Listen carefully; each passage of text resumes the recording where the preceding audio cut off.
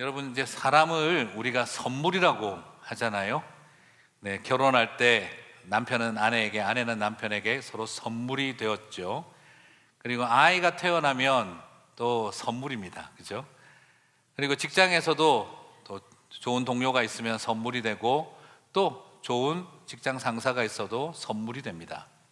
교회에서도 하나님께서 사람은 선물로 주시지요.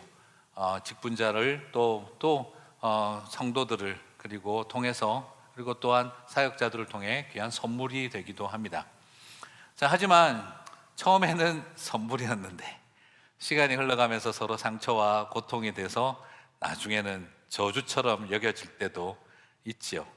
자, 그렇다고 한다면 우리의 마음에 사람에게 깊은 상처와 쓰라린 고통이 남았다고 해서, 그러면 나는 이제 앞으로 사람하고 관계는 끊고 살아야겠다, 이것이 과연 해결책이 될 수 있을까요? 놀랍게도 사람에게 상처받은 사람은 결국 선물 같은 사람을 만남으로 치유가 되고 회복이 됩니다. 교회에게 상처받은 마음도 교회를 안 다니면 해결되는 것이 아니라 하나님의 선물 같은 교회 생활을 통해서 다시 치유되고 회복됩니다.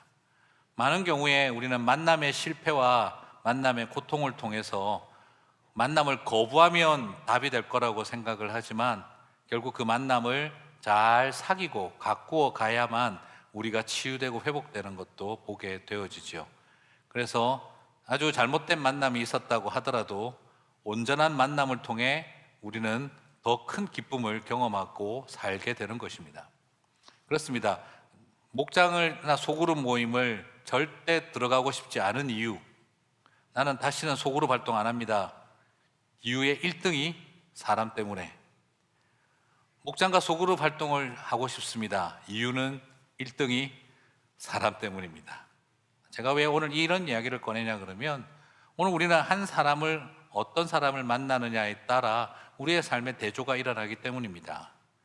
한 사람은 하나님이 주신 생명의 선물이었는데 그 생명의 선물을 파괴시켜 버려서 사망의 전달자가 되어버린 아담의 이야기와, 그리고 우리가 사망시켜 버렸는데 그러나 우리에게 영원한 생명을 주신 생명의 선물이 되신 예수 그리스도의 이야기가 오늘 본문에 대조되고 있습니다.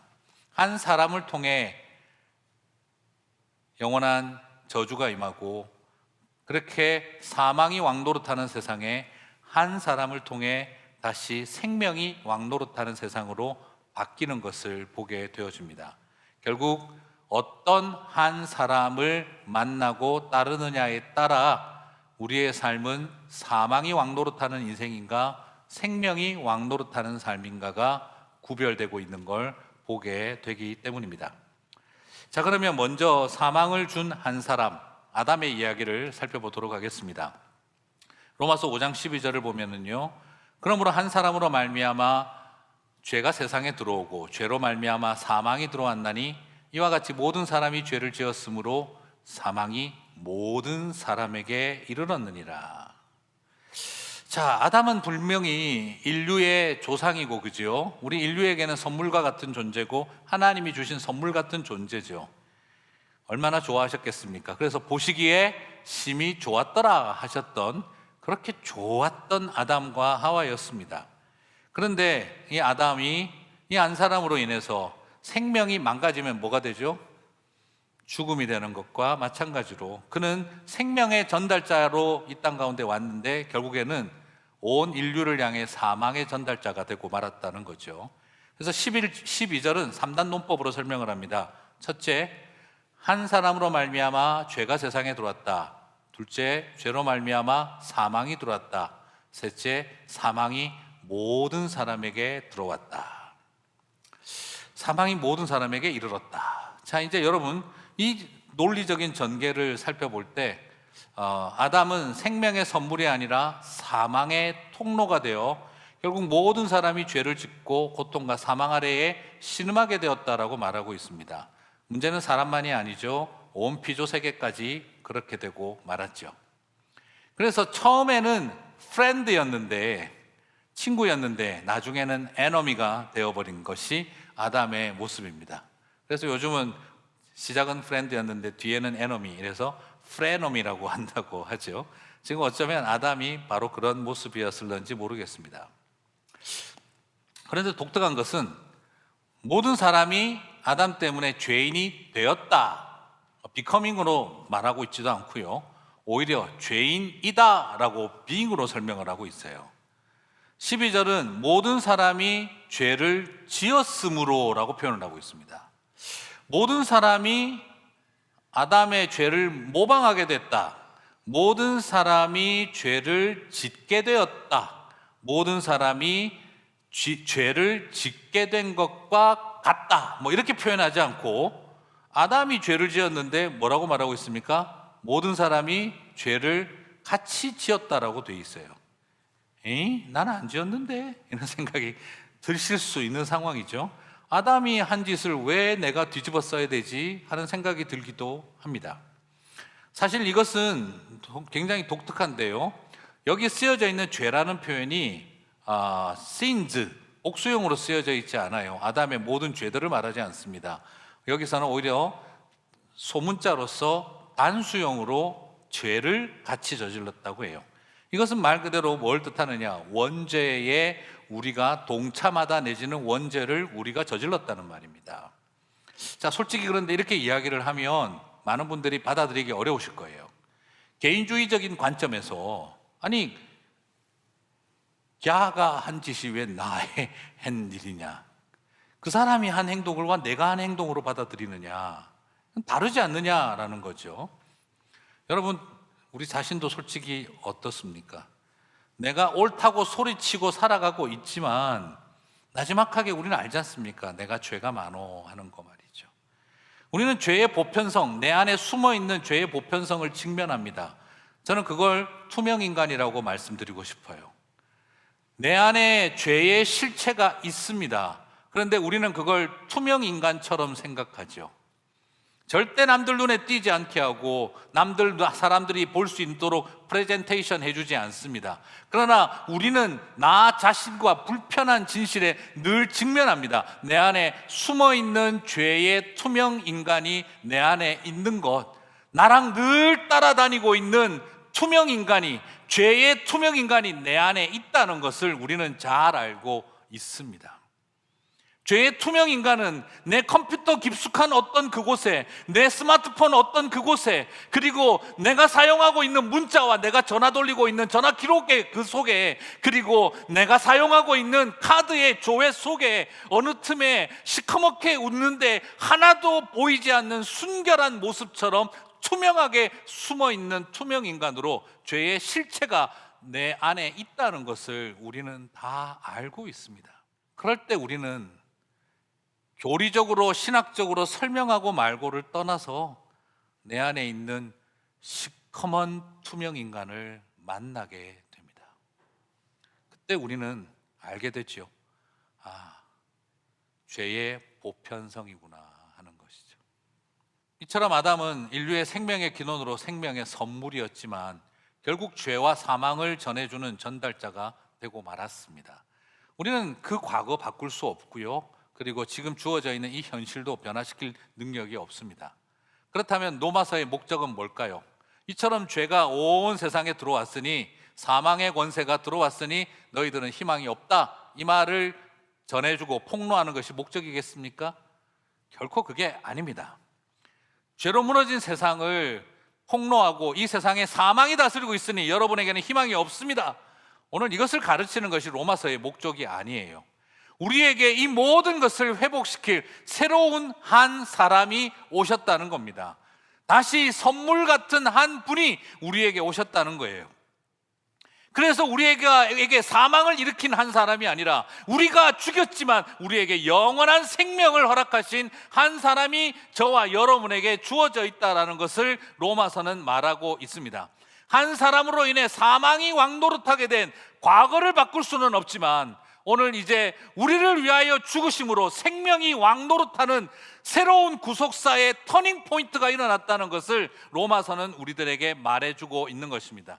그래서 로마서는 절망적인 죄의 보편성이 온 세상을 장악했다는 것이 목적이 아니라 그 세상 속에 생명의 역사가 반역을 일으키고 새로운 생명의 나라를 건설하게 되어졌다라는 걸 저와 여러분에게 알려주고 있는 것이지요. 그래서 오늘 저는 부탁하고 싶습니다. 생명을 주는 한 사람, 그분을 붙드는 저와 여러분이 되시기를 축복합니다. 그래서 로마서는 사망을 준 한 사람 아담과 달리 생명을 준 한 사람 예수 그리스도의 이야기로 오늘 이 모든 것을 대조시키고 있습니다. 그래서 로마서는요, 아주 독특한 기법을 쓰고 있는데요, 한 사람으로 인하여 죄와 사망이 왕노릇한 것처럼 한 사람으로 인하여 생명이 왕노릇하느니라 라고 하면서 또 다르게 한 사람으로 인하여 죄와 사망이 왕노릇했지만 그러나 이와 달리 한 생명으로 인해서 얻는 생명은 모든 세상을 살리느니라. as로 했다가 달리로 했다가 뭐뭐처럼 했다가 달리로 했다가 왜 이렇게 하고 있을까요? 첫째 아담과 둘째 아담의 패턴은 유사성이 있다는 거예요. 그런데 사람들이 그러면 오해하는 거죠. 첫째 아담처럼 둘째 아담인 예수님도 지음받은 존재, 피조된 존재, 같은 인간과 동급 하나님이 아닌 분 이렇게 착각할까 봐. 자, 신천지나 이런 데 여호와 증인이나 이런 데 잘못 들어가 계신 분들은 예수님의 신성을 부정하지 않습니까? 그때 예를 드는 것 중에 하나 첫째 아담이나 둘째 아담이나 똑같네 이런 이야기 많이 하거든요. 그래서 로마서는 말합니다. 뭐뭐 한 것처럼이라고 하면서 동시에 뭐뭐와 달리라고 표현합니다. 왜 그럴까요? 패턴의 연속성은 있지만 같은 수준이 아니다 이 말입니다. 죄보다 똑같은 힘, 사탄의 권세랑 똑같은 권세로 부딪히면 거기서 충돌이 일어나죠. 그러나 구원의 능력은 모든 것을 창조의 질서로 그 이상으로 돌려놓는 힘입니다. 같은 레벨로 볼 수가 없죠. 패턴은 뭐뭐처럼이라고 할 수 있어도 달리라고 할 수밖에 없는 겁니다.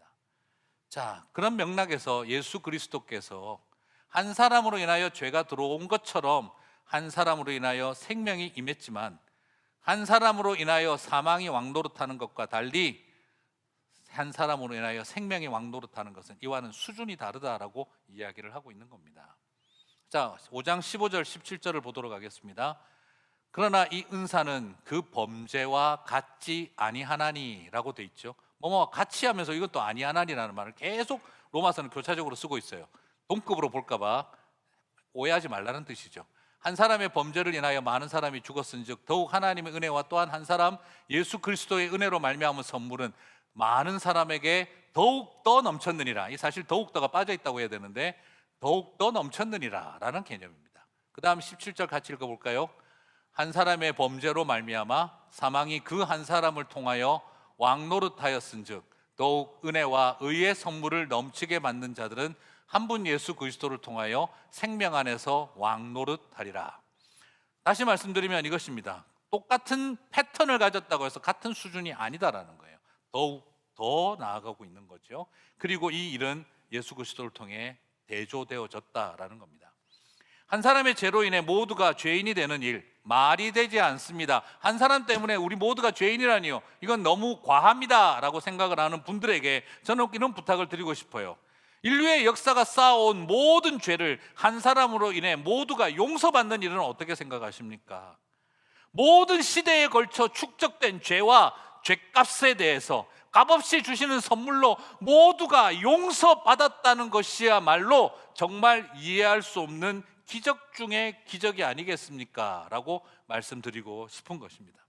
그렇습니다. 왜 하나님은 아담 때문에 우리가 다 죄인 되게 했나요? 라는 말을 한다면 왜 그 다음에 나온 또 다른 이야기, 왜 하나님은 예수 그리스도 하나님의 아들을 죽게 하셔서 온 세상을 살려놓으셨습니까? 그것에 대해서는 왜 생각하지 않으십니까? 라는 겁니다. 이해할 수 없는 건 우리가 죄인이 된 것이 아니라 도저히 이해할 수 없는 것은 이런 저와 여러분이 생명으로 왕노릇하게 됐다는 것은 더 놀라운 일 아니겠습니까? 라는 것입니다. 이것이 우리에게 주어진 은혜인 것이지요. 사랑하는 성도 여러분, 오직 예수 외에는 우리를 그 절망과 죄책으로부터 자유케 할 수 없습니다. 아직도 지식과 철학이 우리를 살려놓을 수 있을 거라고 생각한다면, 아직도 우리의 선행과 우리의 율법주의와 우리의 종교적 생의를 통해 뭔가 해낼 수 있다라고 생각한다면, 결국 우리는 유대인이나 헬라인이나 모든 사람이 범죄하였으므로 앞에 직면하게 되는 것입니다. 그리고 피할 수 없는 그 시커먼 투명 인간과 마주 앉아야 됩니다. 자, 그러면 오늘 우리에게 이 지식을 주신 이유는 뭘까요? 그래서 예수님이 대빵이다, 예수님이 최고다, 예수님이 훌륭하다. 저는 오늘 그런 신학 지식을 그것만으로 끝날 것을 만족하면 안 됩니다. 생명이 왕노릇하는 역사가 시작되어졌다, 그것도 끝이 아닙니다. 생명이 왕노릇하는 역사가 끝났다가 아니라 그게 뭐로 이어지냐면 내가 왕노릇하게 되어졌다로 이어지고 있다는 거예요. 참 놀랍습니다. 사망이 왕노릇하는 세상에 생명이 왕노릇하면 끝난 줄 알았는데 그 생명 안에서 내가 왕노릇하는 것까지 간다는 거예요. 로마서 5장 17절을 다시 한번 보실까요? 한 사람의 범죄로 말미암아 사망이 그 한 사람을 통하여 왕노릇하였은즉 더욱 은혜와 의의 선물을 넘치게 받는 자들은 한 분 예수 그리스도를 통하여 생명 안에서 왕노릇하리라. 누가 왕노릇한다고요? 생명이 왕노릇한다가 아니라 이건 누가요?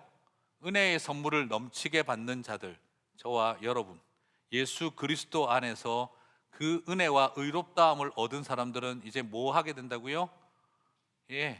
예수 그리스도를 통하여 생명 안에서 이제 누가 왕노릇하는 일이 시작됐다는 겁니까? 저와 여러분이 다시 왕노릇하는 일이 시작되어졌다라는 겁니다. 이게 복음이 주시는 축복입니다. 여러분, 이것을 꼭 기억하셨으면 좋겠습니다. 예수님이 왕노릇하시는 세상 만드는 것만이 아니라 예수님은 끊임없이 당연히 왕이시지만 저와 여러분이 왕노릇하는 세상이 되게 하라는 것입니다. 이것이 굉장한 독특한 특징입니다. 저는 이게 잘 이해가 안 갈 정도로 신기한 이야기예요.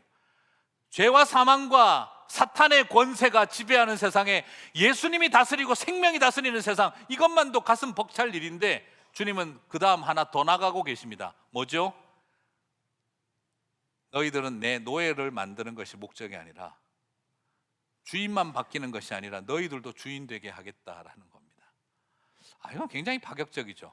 자, 이건 뭐하고 연관이 있느냐? 이게 바로 창세기와 연관이 있습니다. 아담으로 인해서 사망이 왕노릇하는 세상 가운데 예수님이 오셔서 생명이 왕노릇하는 세상을 만들어 놓는 이야기는 당연한데 왜 우리에게 왕노릇하라고 하느냐? 이게 바로 첫 번째 성경에 나오는 복이기 때문입니다. 하나님이 아담과 하와를 창조하시고 복을 주어 가라사대 뭐라고 하셨습니까?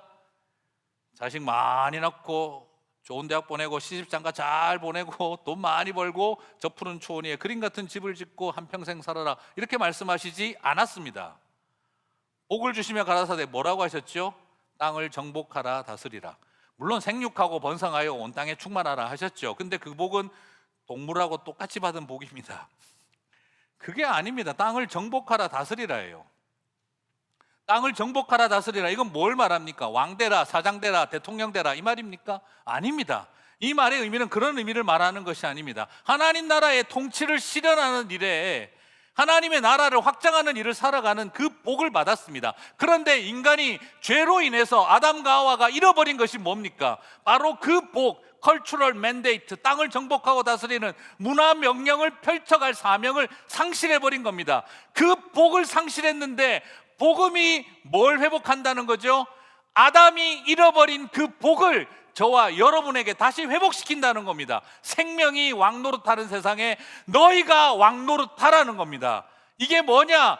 돈 잘 벌고 성공하고 무조건 뭐 되라는 말이 아니라 아담이 잃어버렸던 그 복을 이제 복음을 통해 회복시키겠다는 겁니다. 사랑하는 성도 여러분, 그 복이 회복되는 저와 여러분이 되시기를 바랍니다. 로마 시대 때 사실 이 표현은 굉장히 위험한 표현인 거 아시죠? 어쩌려고 이런 글을 씁니까? 라고 할 정도입니다. 무슨 말입니까? 황제가 아니라 너희가 왕이다는 겁니다. 이것이 그리스도인들에게 주어져 있는 겁니다.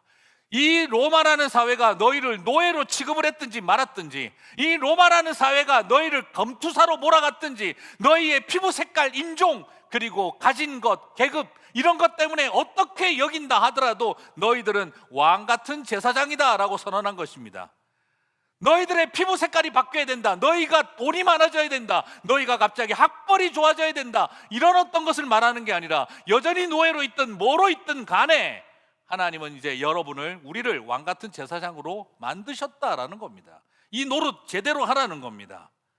사랑하는 성도 여러분, 그 축복이 저와 여러분 가운데 임하게 되시기를 바랍니다. 예수 믿는 건 저와 여러분 달랑 천국 보내는 것이 목적이 아니라 이 땅에 하나님 나라를 건설하는 왕 노릇하는 삶을 살라고 부르셨다는 겁니다. 그렇죠. 예수 믿는다고 뭐가 당장 달라지나, 왕 같은 제사장 말은 좋은데 아유 현실은 그렇지 않은데 싶지만, 사랑하는 성도 여러분, 예수 믿는 게 뭡니까? 이 땅에서 한많이 한 품고 살다가 죽어서 나중에 천국이라도 가야지, 그걸 위해서 신앙생활하는 게 아니라 한 많은 세상 속에 천국 운동, 하늘 운동 하다가 이 세상에서 처절하게 살아서 이 세상 언저리와 변두리에서 치열하게 살아가더라도 하나님 나라 중심은 여기에 있다, 천국 복판은 여기다라는 마음으로 살아가라는 겁니다. 이것이 우리에게 주어져 있는 복입니다. 여러분, 솔직히 말해서 사탄은요, 우리들에게 하늘과 땅의 권세를 다 줄 것 같이 하잖아요. 절 한번 해봐라, 온 세상이 너에게 절하게 할 것이다, 하늘과 땅의 권세를 주겠다, 유혹하지 않습니까? 아담이 하나님처럼 되려고 했던 결과, 하나님처럼 되려고 했던 결과는 결국 죄와 사망이 왕노릇하고 우리는 죄의 종과 사망의 노예가 되는 길이었습니다. 그리고 나 하나 망한 게 아니라 모두가 망하게 만들었습니다. 하지만 하나님이 사람이 되셔서 십자가에서 죽으신 결과는 의와 생명이 왕노릇하고 모든 죄의 종과 사망의 노예들을 왕노릇하는 길로, 생명이 왕노릇하는 길로 가게 했습니다. 그 길을 걸어가는 저와 여러분 되시기를 바랍니다. 이 세상은 결국 두 인류로 갈라집니다. 아담을 조상으로 삼아 죄와 사망의 왕노릇하기 위하여 꼭두각시 벌거벗은 임금님으로 살아가는 아담의 후예로서의 인류가 있고, 또 한 분이신 예수 그리스도의 인류로서 우리는 이 땅에서 하나님 나라의 백성으로 생명으로 왕노릇하는 길이 있다는 것입니다. 여러분은 두 인류의 길 중에 어떤 인류의 길을 선택하며 여러분은 누구의 후손이기를 원하십니까?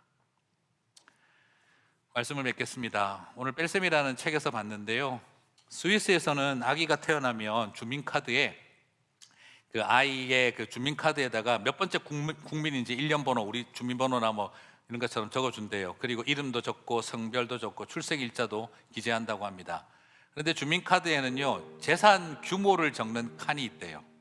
그럼 갓 태어난 아이들에게는 재산 규모를 뭐라고 쓰느냐면 시간이라고 써준다고 합니다. 참 재미난 표현이에요. 아이들에게 인생의 재산은 시간이라는 거죠. 자, 길면 길고 짧으면 짧은 게 사람 인생인데, 어린아이들에게나 젊은이들에게는 시간이 정말 가장 큰 재산일런지 모르겠습니다.